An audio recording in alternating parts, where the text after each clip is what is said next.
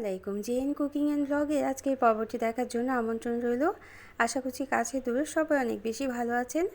ডিম দিয়ে চিচিঙ্গা ভাজি এভাবে করলে অনেক বেশি সুস্বাদু হবে।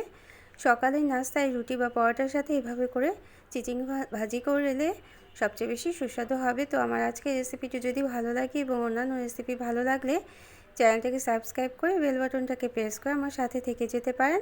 আর ভিডিওটা দেখার শুরুতে একটা লাইক দিয়ে দিবেন প্লিজ। তো প্যানে আমি পেঁয়াজ মরিচ কুচি নিয়ে নিলাম এবং সর্ষে তেল দিয়ে রান্না করছি। আপনারা চাইলে সাদা তেল দিয়েও চিচিঙ্গা ভাজি করে নিতে পারেন। তো আমরা 3টা বড় সাইজের চিচিঙ্গা আমি পাতলা করে কেটে নিয়েছি, স্কিনটা ফেলে দিয়েছি এবং ভালোভাবে ধুয়ে পরিষ্কার করে পাতলা করে কেটে নিয়েছি। এখন প্যানে দিয়ে দিলাম আর 1 চা চামচ পরিমাণ লবণ দিয়ে দিব। এখন তেল আর লবণ আর পেঁয়াজ মরিচ কুচিটা একসাথে করে মিশিয়ে দিতে হবে একটা স্পুন দিয়ে।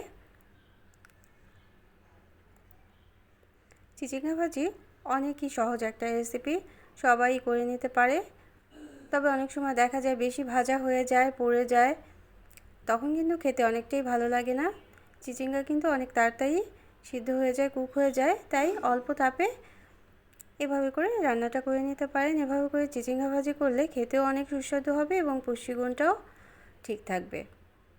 তো আমরা পেঁয়াজ মরিচ কুচি এবং লবণ দিয়ে আর তেলের সাথে চিচিঙ্গা ভাজিটা খুব ভালোভাবে মিশিয়ে নিলাম, চিচিঙ্গাগুলোকে ভালোভাবে মিশিয়ে নিলাম। এখন 10 মিনিটের জন্য ঢাকা দিয়ে রেখে দেবো। খুব বেশি সময় কিন্তু ঢাকা দিয়ে রাখতে হবে না, বেশি সময় ঢাকা দিয়ে রাখলে এই রঙটা কিন্তু নষ্ট হয়ে যায়, সবুজ রঙটা থাকে না। আর কম সময় ঢাকা দিয়ে রাখলেই সিদ্ধ হয়ে গেলেই যে পানিটা উঠবে সেই পানিটা শুকিয়ে নিলেই চিচিঙ্গা ভাজিটা হয়ে যায়। তো এই চিচিঙ্গা ভাজিকে আরও সুস্বাদু করার জন্য একটা ডিম দিয়ে আমি ভাজিটা করে নেব। এখন আমাদের চিচিঙ্গাগুলো খুব সুন্দরভাবে সিদ্ধ হয়ে গিয়েছে। মাঝখানে একটা অংশ বের করে প্রথমে তেল দিয়ে দেব, আর 1 চা চামচ পরিমাণ তেল দিয়ে দিলাম, তারপর একটা ডিম ভেঙে দিয়ে দেব। তো আমার রেসিপিগুলি ভালো লাগলে একটা লাইক দিয়ে দিবেন, প্রয়োজনে কমেন্ট করবেন আর শেয়ার করে নিতে পারেন ফ্রেন্ডস অ্যান্ড ফ্যামিলির সাথে। যারা প্রথম চ্যানেলটিকে ভিজিট করছেন তারা চাইলে চ্যানেলটিকে সাবস্ক্রাইব করে বেল বাটনটাকে প্রেস করে অল অপশনটাকে সিলেক্ট করে সাথে থেকে যেতে পারেন নিত্য নতুন আরও এরকম রেসিপি পাওয়ার জন্য। আর যারা সাথে আছেন তাদের জন্য রইল অসংখ্য অসংখ্য ধন্যবাদ। যে পানিটা উঠবে সেই পানিটা কিন্তু অবশ্যই শুকিয়ে নিতে হবে। এভাবে শুকিয়ে নিলেই চিচিঙ্গা ভাজি। তো এই চিচিঙ্গাকে অনেকে কহি বলে থাকে, তো আমরা চিচিঙ্গাই বলি। কমেন্ট করে জানাতে পারেন আর কে কী নামে এইটাকে ডাকেন। তো একটা ডিম দিয়ে দিলাম, ডিমটা আমি স্ক্র্যাম্বল করে নেব। তারপর একটু মশলা দিয়ে দেব, হালকা হলুদের গুঁড়ো, হালকা শুকনো মরিচের গুঁড়ো দিয়ে স্ক্র্যাম্বল করে নেব ডিমটাকে। তারপর সব চিচিঙ্গার সাথে মিশিয়ে নেব।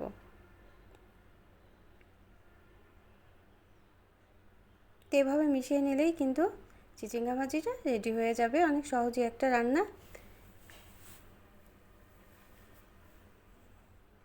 কিন্তু একটু যদি বুদ্ধি করে ডিম দিয়ে করেন তাহলে কিন্তু খেতে অনেক বেশি ভালো লাগে। তো এখন সবগুলো চিচিঙ্গার সাথে আমরা ডিমটাকে খুব ভালোভাবে মিশিয়ে নেব।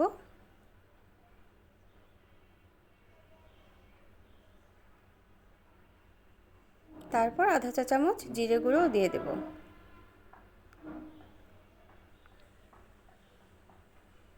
তো যারা আমার সাথে এতক্ষণ থাকলেন তাদের জন্য রইল অসংখ্য অসংখ্য ধন্যবাদ। নিত্য নতুন এরকম আরও রেসিপি পাওয়ার জন্য চ্যানেলটাকে সাবস্ক্রাইব করে সাথে থেকে যেতে পারেন।